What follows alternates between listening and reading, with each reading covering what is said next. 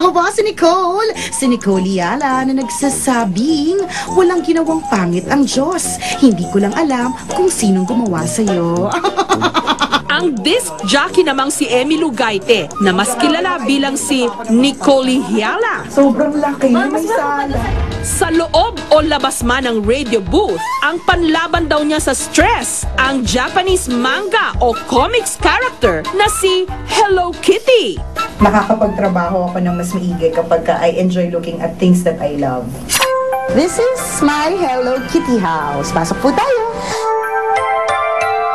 Pinagawan pangaraw niya ang mga ito ng sarili nilang mansyon.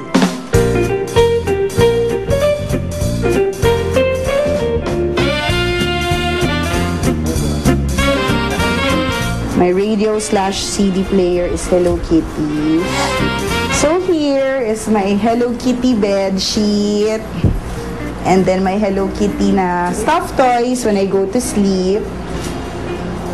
And then here is my Hello Kitty makeup. Yan. May kikay stuff, pati plancha ko sa hair. Puro Hello Kitty stuff din. Even the spoon and fork, ayan o, meron may Hello Kitty, maski sa spoon, ang arte-arte. Yan. So, maski yung mga mangkok, yung mga saucers, and even yung thermos, yan, for the coffee, it's Hello Kitty. My towels are Hello Kitty. Even my shampoo is Hello Kitty. Galing to sa Italy, I think. Karamihan daw sa kanyang koleksyon, bigay ng kanyang mga fan.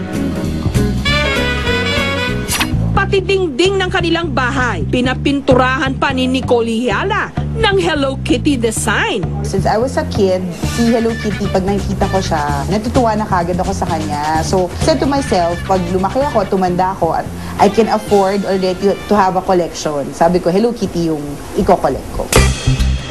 Ang sasakyan niya, Hello Kitty inspired din. It's my pink car, and inside, all pink yung interior niya. Plus, customized yung Hello Kitty na embroidery inside. Bukod sa name ko, kasi vain ako. Supportado ko yan. Kasi nakilala ko naman siya, kinukolekta niya na ito. Kaya okay lang sa akin. Walang problema.